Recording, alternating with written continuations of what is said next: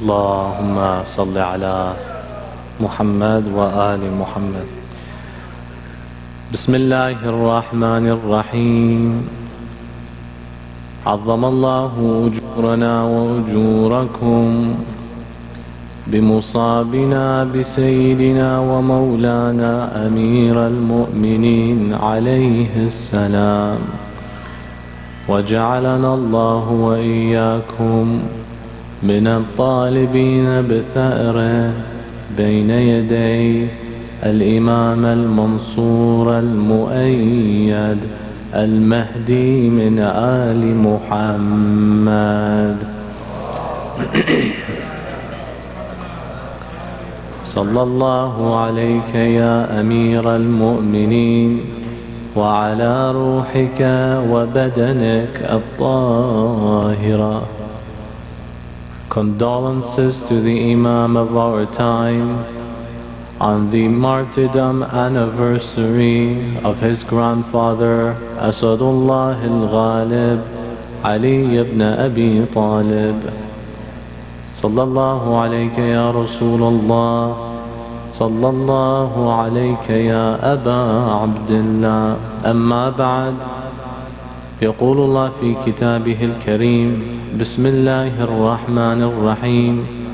إنما وليكم الله ورسوله والذين آمنوا الذين يقيمون الصلاة ويؤتون الزكاة وهم راكعون. صلوا على محمد وآل محمد.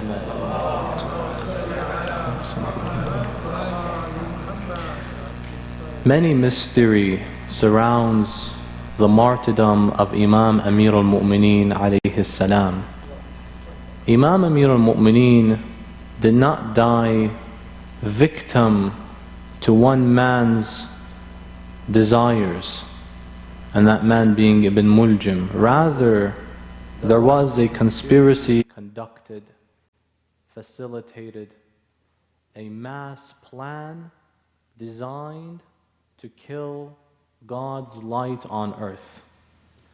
The narrative that is commonly proposed is that there was this individual, Qutam, she goes by that name, and a man by the name of Abdul Rahman bin Muljim desired her greatly. And she had conditioned, if you are interested in me, then I have 3 things that will serve as my dowry. Number 1, 10,000 dinar. Number 2, a slave, give me a slave servant to work for me. And the blood of Abu Turab. Give me his blood, you are free to have me. And the narrative continues as such that he agreed to these terms. He carries the sword, which is drenched with poison. He goes to the Masjid al-Kufa and commits the most atrocious act of history before the event of Karbala, killing Amir al-Mu'mineen alayhi salam. There is more depth to the narrative than just that, brothers and sisters. It would be doing disservice, injustice, to say Imam Ali died the victim of one man's sexual desires, wal-'iyadhu billah. Rather, this was a well thought out plot that contains 3 different continents. 3 different continents of the Muslim world collaborated to removing Imam Amir al-Mu'mineen alayhi salam. The first of this is the greater Levant region, hub and stationed with Muawiyah ibn Abi Sufyan. The second of this is North Africa in Egypt, led by Amr ibn al-As, Muawiyah ibn Abi Sufyan's confidant and right-hand individual. And the third continent was the Byzantium Roman Empire. They all collaborated in a manner, when we read the pages of history, Al-Mas'udi, Buruj al-Dhahab, and so forth, we will notice that there was great corroboration between all these 3, because Imam Amir al-Mu'mineen posed a threat to all of these 3. How so? This journey takes us to the event of Nahrawan. This battle turned history completely to a different chapter. The chapters of history always contain civil wars. We saw them in Jamal and we see them in Siffin. But the battle of Nahrawan shaped history. Why?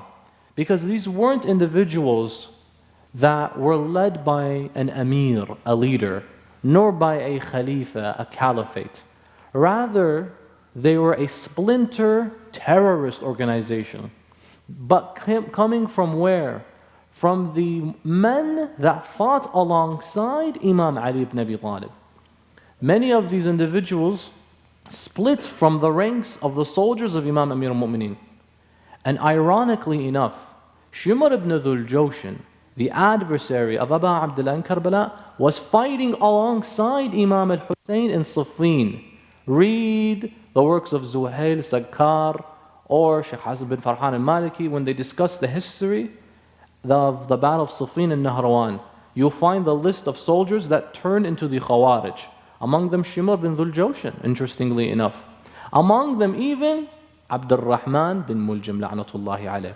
They fought alongside Imam Ali ibn Abi Talib in the battle of Siffin. Until a turning point happened. Islamic history, brothers and sisters, is truly dark. It's filled with betrayal, backstabbing, underappreciating the leaders that many Muslims had at the time. But it requires analysis and concentration. Why does it need this? Because one decision, small decision in Islamic history shapes years to come. And so we found one decision, Muawiyah ibn Abi Sufyan noticing in the battle of Siffin, that the men on Amir al-Mu'mineen's side were making progress despite their smaller number. And so they were making great progress. Malik al-Ashtar, Radwanullah alayh, in fact, was meters away from the hub of where Muawiyah was stationed. And so he was getting closer and closer. Once he's gone, the thing is over. This conflict is finished. But something interesting happened. After listening to the advice of his right-hand men, Surjon al-Rumi, who was a Christian advisor to Muawiyah, and Amr ibn al-As, who was also present, they said the only way to stop this, because if we study the progress, in just a few more minutes they'll reach and we'll be finished. We need to raise the qara'een on spears. What does that mean? Take a Quran and stab it with a spear. Raise it up like that and say, we want the Quran to judge us today, not you guys. The Quran will be the judge. Who is on the haqq and who is on batil? Because this entire conflict is because of what? The decision to see whether the leadership of Amir al-Mu'mineen is correct, and Muawiyah ibn Abi Sufyan trying to challenge that leadership. And so if it's a matter of haqq and batil, or the Quran is the qasim of al-haqq wal-batil, let us use the Quran to judge us. Now if you just pay attention, the manner in which they held the Quran and behaved with it, that's an indication that they're not here to respect the Quran. Putting the Quran on a spear, this is bizarre behavior. But unfortunately, people can easily be swayed by dramatic gestures. You've seen many individuals. There's no wisdom, there's no knowledge, there's no enlightenment, but they look impressive to you. They look like they have something good to offer you. But there's nothing to it. But people can easily be swayed. We just need a superhero looking figure and we'll just follow you. And so what they did was this effort. We'll raise the Quran on spears. Let that judge who's right. No more fighting. We don't want to fight. Some men on the side of al-Mu'mineen said, how can we fight those who raise the Quran and say we want the Quran, the hukum to come from the holy book? You know what? We're not going to fight. This makes a lot of sense. Imam Amir al-Mu'mineen told them, وَيْحَكُمْ أَنَا الْقُرْآنَ النَّاطِقِ, I am the speaking Quran. Did you not hear Rasulullah give me that title, that recognition? And that is the Quran that is written, and I am the speaking Quran. Listen to me, continue. This is an effort by Allah. This is an effort that is clever, and they are trying to convince you that they're truly after genuine ma'rifah of Allah and righteousness, and we want the Quran to judge us. This is just them fooling you. Don't believe in this until they all grabbed about 9,000 of them, surrounded Imam Amir al-Mu'mineen, pulling out their swords, and they leveled their swords against the Imam. They said, no, we want the Quran to judge us. And at this point, Imam Amir al-Mu'mineen raised his hands and he said, La ilaha illallah, let the Quran judge. Okay, let's move on. You can't force people to do something they don't want to do. Let the Quran judge. Because clearly, even if we open, let's meet the argument halfway.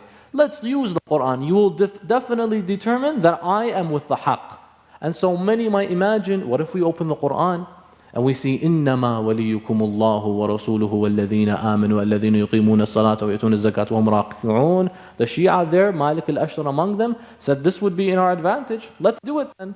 We might even find the ayah that references the Amir tantamount to the Rasul. أنفسنا وأنفسكم من المؤمنين رجال صدقوا. We can find many ayat praising Imam Amir al-Mu'mineen. He's the guardian, he's the haqq. Let alone the world of hadith outside of the Quran. علي مع الحق والحق مع علي. But anyways, let's do this. Because you're already at a disadvantage, whether you use the Quran or you don't use the Quran. But who doesn't see the truth for what it really is? Some of the men who are swayed by this tactic. It's a very clever tactic. What happened was they made an agreement. Let us choose two people. One hakim, hakaman, they opened the Quran and they saw that we have to pick a hakaman min ahlihi and a hakam from that side as well. Someone to judge. We need a Quranic scholar. Ali ibn Abi Talib, give us your good Quran scholar, and we on the side of Muawiyah ibn Abi Sufyan will bring our good Quran scholar. And they will come and read the book and then come to a determination who is with the haqq. And so from Muawiyah's side was Amr ibn al-As. He was the Quranic scholar apparently. Imam Amir al-Mu'mineen wanted to dispatch Ibn Abbas, for example. They said, no, not him. We will choose who can be your Quran scholar. Already, this is at a disadvantage for the Imam. I can pick my own scholar to represent us. Why do you have to pick for us? They say these are our terms. And we want to pick, of all people, Abu Musa al-Ash'ari. Abu Musa al-Ash'ari was a munafiq who despised Imam Ali greatly. In fact, later on, Ibn Mulk, he comes to Kufa to spend the night before killing Imam Amir al-Mu'mineen. He spends the night in Abu Musa's house. So already they level the playing field uneven against Imam Ali. But they want only Abu Musa al-Ash'ari. Abu Musa goes, Amr ibn al-As go, and they settle in a tent distant from the battlefield. And they spend days just studying the Quran. This is their effort, studying the Quran. They flip the pages, they go through the pages, they're studying the Quran, and then they make an agreement. They said, you know what? O ibn al-As, Ya Aba Musa al-Ash'ari, instead of coming to a decision as to which one can be right, let us subtract all of them. Let us disagree with Ali and disagree with Muawiyah. And how about between me and you, we can become the rulers. And maybe I can become the ruler. Abu Musa is older than Amr ibn al-As. So Amr ibn al-As said, how about you become the ruler instead? Let's subtract from Ali and subtract from Muawiyah. But when we go outside, everyone's going to be waiting for our decision. So you know what to do? Abu Musa said, I know exactly what to do. Amr ibn al-As said, great. Abu Musa al-Ash'ari stands up in front of the crowd. They're like, what decision did you make? What have you guys determined? Abu Musa stands and he takes his ring like this. And he says, I have removed Ali ibn Abi Talib and Muawiyah like I remove my ring. And I put back the ring of Allah only. That's it. Then it was Amr ibn al-As's turn. He stands up and he says, and I have removed Ali like I have removed my ring, but I put it back in honor of Muawiyah ibn Abi Sufyan. He cheated him. He says, nope, you can disassociate from Ali and Muawiyah, and I'll disassociate from Ali, but I'm staying with Muawiyah's side here. And so what happened with this group that emerged? They saw what? No Ali, no Muawiyah, we hate both of you. They became the Khawarij, the Kharijites, those whom Rasulullah spoke of earlier. And he said they fly away from this religion like an arrow flies away from the bow after being drawn with so much might. They waged war against the Imam. And they were about 9,000. And they go to the north of Iraq in the Nahrawan region, which today borders Syria and Iraq. And they station there, and Imam Amir al-Mu'mineen alayhi salam has to deal with them. And they fight Imam Amir al-Mu'mineen, but they're not fighting Muawiyah, which is an interesting observation. Imam Amir al-Mu'mineen alayhi salam goes and confronts them. He begins preaching to them. He spends 6 days raising his hands and preaching to them. Let me guide you. You guys have been misguided. Let me assist you. Let me inform you. You're misunderstood. They refuse. Then they decide to fight the Imam. The Imam's final decision is war. Ahlul Bayt are not bloodthirsty. They do not want war. You see many efforts of them trying to stop conflict until there is no other choice. If they want to fight, at this point we're defending ourselves. And so the Imam began the war. When they fought, before the fight happened, Imam said, only 9 from us will die. Don't worry, Allah is on our side here. 9 will die from us, and 9,000 from them will die, and only 9 will survive from them. And after the end of the battle, 9 literally survived from the Khawarij, and 9 from Amir al-Mu'mineen were shuhada on that day. Among the 9 that survived was a man by the name of Abdullah al-Ibadi. This man, Imam Amir al-Mu'mineen, did not kill the captives of the battle of Nahrawan.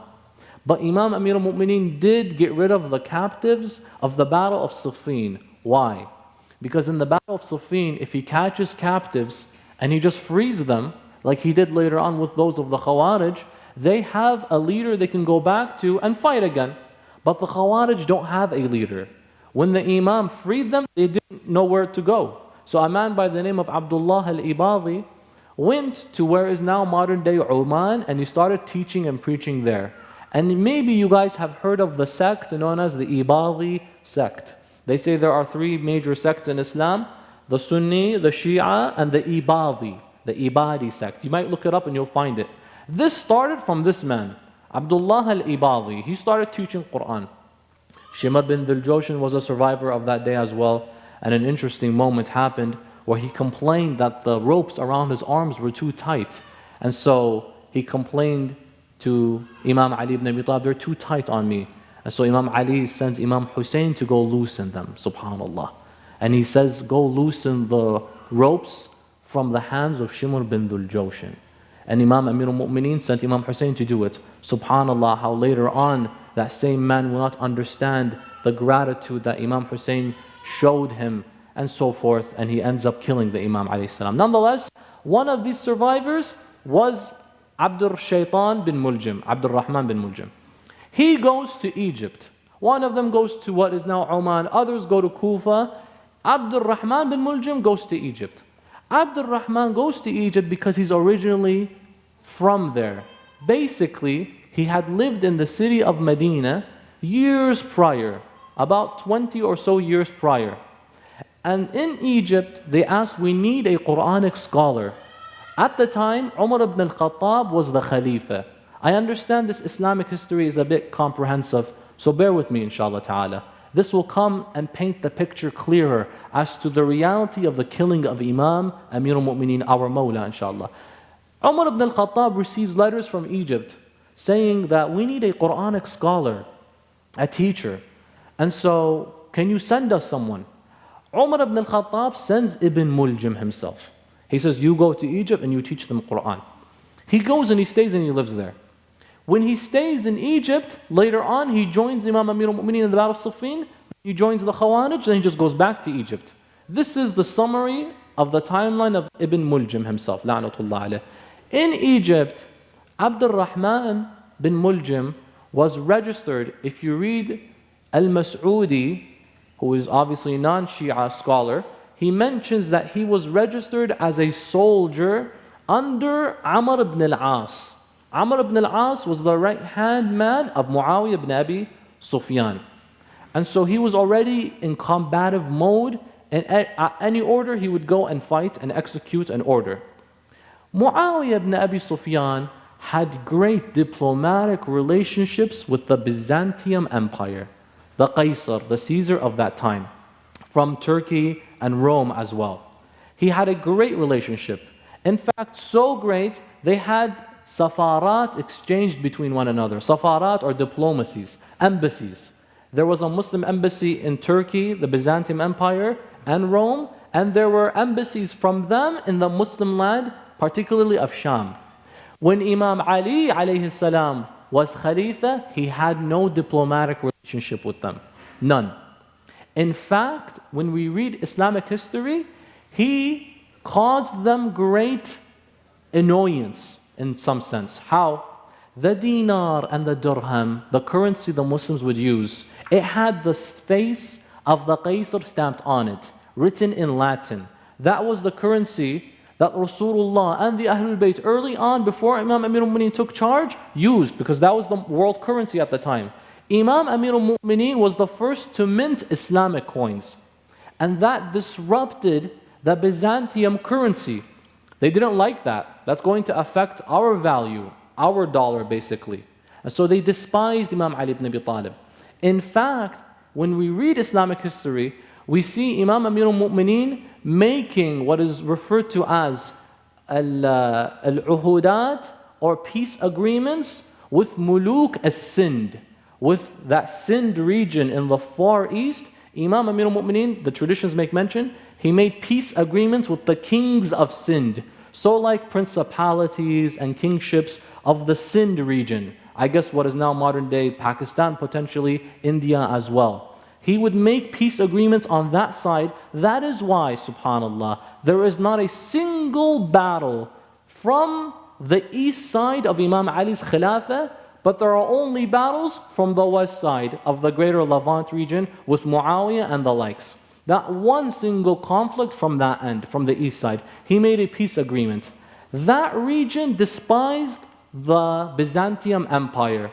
And so an enemy of my enemy, and in addition, the Byzantium Empire saw that Imam Ali minting the first coins as a threat to their currency. They despised him.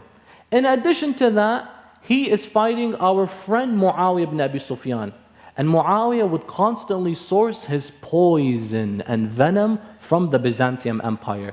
And this was the strongest of venom. If you read the Musnad of Ahmad bin Hanbal, Imam Amir al-Mu'mineen says, do not be fooled by the trickery that Muawiyah has to offer. For even if we don't succeed, even if he doesn't succeed, he will then use isti'ana from those of the Byzantium world. He will use support from them. Meaning, if he fails in his battles today, he will just go back and fall on support that they have to offer. If they're going to support you combatively, that means they're on great terms with you. These three continents despised Imam Ali. Imam Amir al-Mu'mineen had three continents hating him. He was public enemy number one to that entire side of the world. And Muawiyah would constantly source his poison from the Byzantium Empire. Who did he kill with the poison from them? They would say a drop of this poison in a standard size river would kill all the fish inside of it. He killed Abdul Rahman bin Khalid ibn al-Walid with the poison because they feared that he might be the Khalifa after Muawiyah and not Yazid, so he got rid of him sooner. He killed, who else? Muhammad bin Abi Bakr as well. He killed, who else? Abdul Rahman bin Abi Bakr himself with the same poison. He killed Imam al-Mujtaba, salamullahi alayhi, with that same poison. And of course, the poison that was sent with Abdul Rahman bin Muljam to poison the sword was from whom? The Byzantium Empire, sourced by Muawiyah ibn Abi Sufyan as well. And so these three noticed that Amir al-Mu'mineen was getting really close. And Muawiyah was shivering. He was absolutely afraid. Imam Ali ibn Abi Talib's men said, look, we need more support. Imam Amir al-Mu'mineen had 10,000 men. He had 100,000. He was waiting for a man to send his reinforcements by the name of Qais ibn Sa'ad ibn Ibadah. Sa'ad ibn Ibadah was a companion of the Holy Prophet. His son Qais was a lover of Amir al-Mu'mineen. He lived and governed in the Azerbaijan region. Azerbaijan, north of Iran today, he governed and lived there. He had 60,000 soldiers. Imam Amir al-Mu'mineen, if you read Nahj al-Balagha, the last sermon, Open Nahj Balagha today. The last sermon or the last letter Imam Ali ever writes is to Qais ibn Sa'd ibn Abi Ibadah, because this would be the last weeks of his life. He writes, Bismillah ar-Rahman ar-Rahim, Min Amir al-Mu'mineen Ali ibn Abi Talib. Sallu ala Muhammad wa ali Muhammad. Ila wali Qais ibn Sa'd ibn Abi Ibadah. I am waiting for you. It's Ramadan right now. I am waiting for your reinforcements. As soon as you and them arrive, we're going to go and finish Muawiyah ibn Abi Sufyan once and for all. 60,000 plus the 10,000 Amir al-Mu'mineen has. That's more than enough. And he will continue. Muawiyah got news of this, that he's sending this letter to Qais ibn Sa'd. 60,000 men are on their way. What we can't fight. And Amir al-Mu'mineen sent a letter to Muawiyah. Al-Multaqa fi Siffin. Meet me again at Siffin, I will finish you. And so he's afraid. What do we do? This whole Quran tactic worked once, it's not going to work again. So what do I do? A terrorist assassination plot, unfortunately. Get me the biggest mujrim, someone who's willing to sell their life. Find me the greatest of all poison. And I need this person to be incentivized to kill Ali ibn Abi Talib. Get him someone he can enjoy his time with. They found Qutam, which was a lady who would be known easily to sell herself. This whole condition on give me the blood of Ali and 10,000 dirham and a slave, this is all fabricated, unfortunately, because she would be known to constantly sell herself. She would never reject a hand in the streets of Kufa. And so she was added into the variable as well. Amr ibn al-As provided the soldier, Abdul Rahman bin Muljam. Muawiyah provided the wealth as well. He got 10,000 dinar, and the Byzantium Empire provided the poison. They gathered all of this. Abdul Rahman bin Muljam is dispatched to Kufa. Who does he stay with? Abu Musa al-Ash'ari, the so-called Quranic scholar that they forced Imam Ali to select. Look how madloom Amir al-Mu'mineen is. He can't even make the decisions he wants. And in the last week of his life, you know what Imam Ali would be doing? He would stand in the market of Kufa and he would cry out to Allah, Ayna Malik, Ayna ibn al-Tayhan, Ayna Ammar. Where have all my friends gone? They've left this world. And he's crying to Rasulullah, Ya Rasulullah, I miss you. And they would say, Ya Ali, your beard is really white. Why don't you dye it? Make yourself happier, look younger. He said, because Rasulullah promised that this will be dyed with this one day, with the blood from my own head. And he just wants to finish with this life. He's hating this life. Everyone he's ever loved is gone. And he's crying for his companions, Ayna Ammar, Ayna ibn al-Tayhan, Ayna Malik, and where is my beloved Rasulullah? These are his closest to his life. And so Amir al-Mu'mineen alayhi salam would spend that last week in Kufa waiting for the men of Qais bin Sa'd ibn Abi Ibadah to arrive. As he is waiting, that mujrim and shaitan ibn Muljam arrives. He spends 3 days in the house of Abi Musa al-Ash'ari. Abi Musa al-Ash'ari receives him. When he receives him, he sees Abdul Rahman bin Muljam shaky like this, hesitant. And who enters the room? Al-Ash'ath ibn Qais al-Kindi, the father of Ju'da bint al-Ash'ath, the killer of Imam al-Mujtaba. He says to Abu Musa, Ya Aba Musa, is this the guy? That's the guy that's going to finish. He's shaking. He's nervous. What's he? Is he not confident? We gave him a lady to have fun with. By the way, this is what they do. If you study what happens to some of these psychos before they kill themselves, basically, they make them enjoy a good night before. They pay them, they give them women or whatever, and the next day, go, because you're going to be eating with Rasulullah. It's basically a suicide mission. You can't escape this. But he's like, I see him nervous. Al-Ash'ath ibn Qais al-Kindi approaches him and he says, what's wrong with you? Malak, why are you afraid? He says, Inni ashqa an akuna ashqaha. I fear that I will be the worst of the worst after this. He says, why? He says, because it's known that Rasulullah said to Ali, Ya Ali, يَقْتُلُكَ أَشْقَى الْأَوَّلِينَ وَالْآخِرِينَ. that the worst from the beginning until the end will be the one that will kill you. I'm going to end up killing him. Which means this hadith that Rasulullah narrated, everyone knew about it. The Amir al-Mu'minin would be killed by the worst of the worst people from the beginning until the end. He says, Ashqa an akuna ashqaha. I fear that I might be that guy, and I don't want to be that guy. So what do? He said, La, this guy, he is ashqaha, wal-'ayadu billah. Ali ibn Abi Talib is the worst of the worst. How much did they instill venom and brainwash these individuals? Abdul Rahman bin Muljam is semi-convinced. Then what happens? He gets 10,000 dinar coming in from Amr ibn al-As and Muawiyah. Then what happens? That sword arrives, this delivery. It comes and there's this container of poison, the likes of which so potent, one drop will kill all the animals in the water. He drenches his sword in it and he goes to the masjid of Kufa. When he arrives at the masjid of Kufa, he's waiting for the Imam. He doesn't go to Fajr time. Why doesn't he go at Fajr time? Because he knows Amir al-Mu'mineen doesn't just go to the masjid to pray. He goes to do his nawafil and his ibadat. Brothers and sisters, whenever you pray, think Ali ibn Abi Talib. It's not just the wajib salah, it's also the mustahab. Tonight we will begin the ahya of Laylat al-Qadr. These are not wajib, but when you do them, you are doing the sunnah of Amir al-Mu'mineen. I need to go early because Ali loves to go to the masjid early to pray. And he lays down and waits, he falls asleep. Amir al-Mu'mineen, every night of Ramadan, he would spend it in one house, one of his children.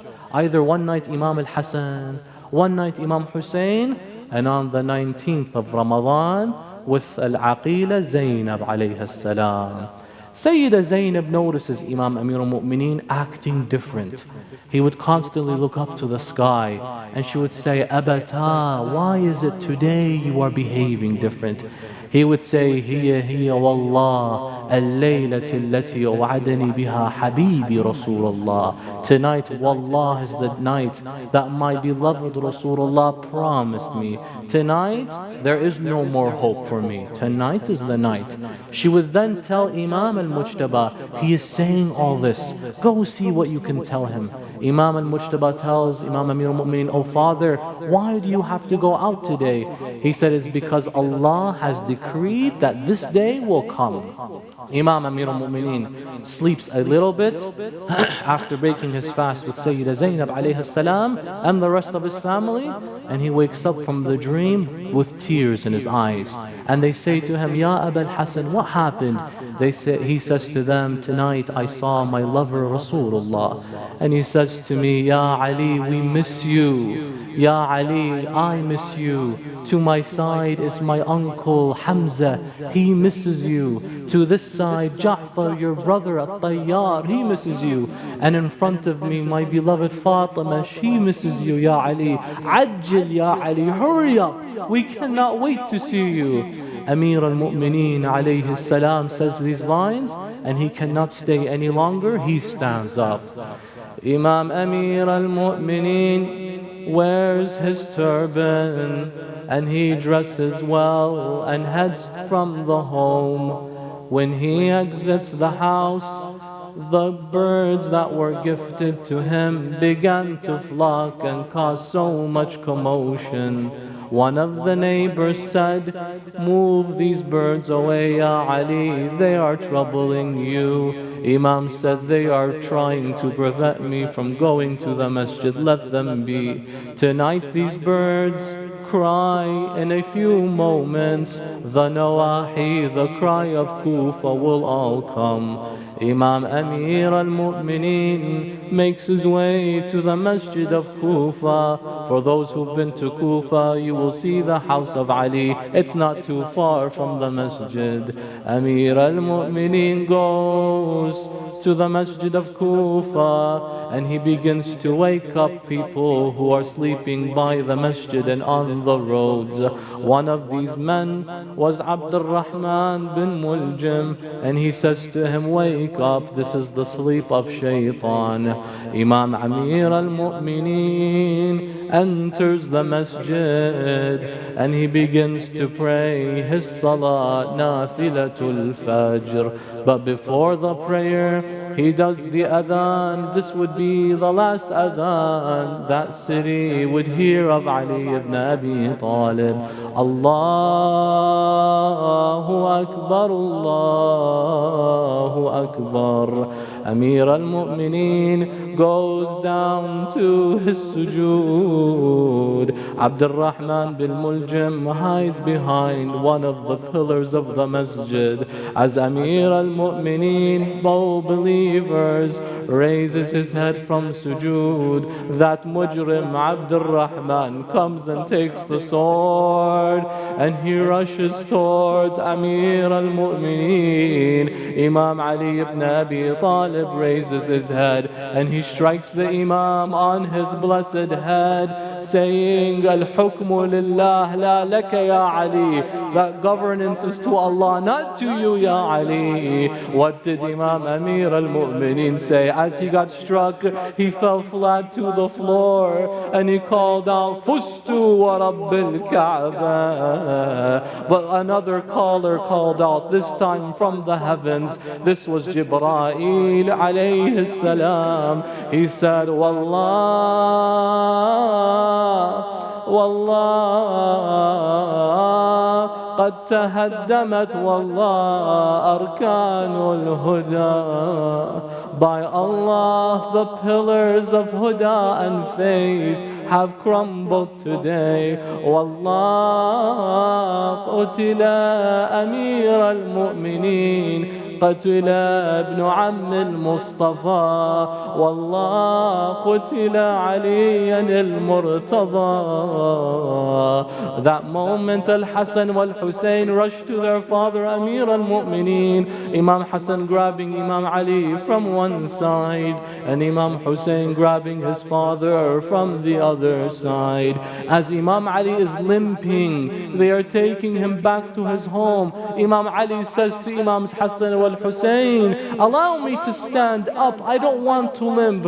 Why, Ya Amir al-Mu'mineen?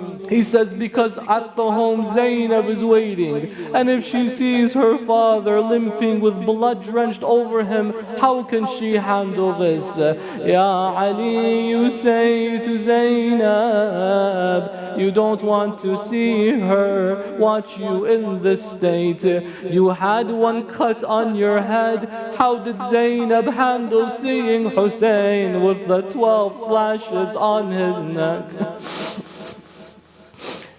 إنا لله وإنا إليه راجعون وسيعلم الذين ظلموا أي منقلب ينقلبون والعاقبة للمتقين. فرج عنا يا الله. اللهم إنا نسألك وندعوك باسمك العظيم الأعظم الأعز الأجل الأكرم. Brothers and sisters, 10 times, Ya Allah, Ya Allah, Ya Allah, Ya Allah, Ya Allah, Ya Allah, Ya Allah, Ya Allah, Ya Allah, Ya Allah. اللهم صل على محمد وآل محمد. اللهم ارزقنا زيارة أمير المؤمنين في الدنيا وشفاعته في الآخرة. Oh Allah, بحق أمير المؤمنين, heal all of our sick ones. شافي مرضانا, اقضي حوائجنا. Oh Allah, on behalf of Amir al-Mu'mineen, and tonight's the Laylatul Zarb, the night of the strike of Imam Amir al-Mu'mineen. He passes and he is shaheed in 2 more nights. Brothers and sisters, don't miss these upcoming nights. Tonight is Laylatul Qadr al-Sughra. We will have the a'mal. For the love of Amir al-Mu'mineen, attend these a'mal inshallah ta'ala. Oh Allah, on behalf of Amir al-Mu'mineen, عجل لوليك الفرج. يا الله يا رحمن يا رحيم. مأتم الحسين. يا حسين